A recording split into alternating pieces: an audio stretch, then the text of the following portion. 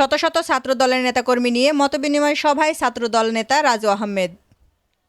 বাংলাদেশ জাতীয়তাবাদী দল বিএনপি এবং জাতীয়তাবাদী যুবদল, স্বেচ্ছাসেবক দল ও ছাত্রদলের নেতৃবৃন্দের সঙ্গে আয়োজিত মতবিনিময় সভায় যোগ দিতে শত শত নেতাকর্মী নিয়ে বর্ণাঢ্য শোডাউন করেন কেন্দ্রীয় ছাত্রদলের যুগ্ম সাধারণ সম্পাদক রাজু আহমেদ।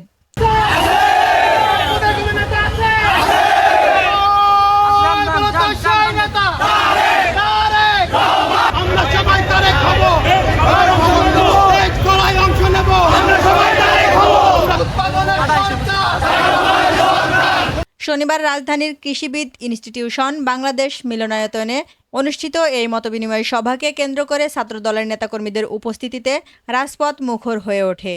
বিভিন্ন স্লোগান, ব্যানার ও দলীয় পতাকা হাতে নিয়ে মিছিল সহকারে সভাস্থলে উপস্থিত হন নেতাকর্মীরা। রাজু আহমেদের নেতৃত্বে আগত নেতাকর্মীদের প্রাণবন্ত অংশগ্রহণে পুরো এলাকা সরগরম হয়ে ওঠে। এ সময় বিএনপি ও অঙ্গ সহযোগী সংগঠনের বিভিন্ন পর্যায়ের নেতৃবৃন্দ উপস্থিত ছিলেন।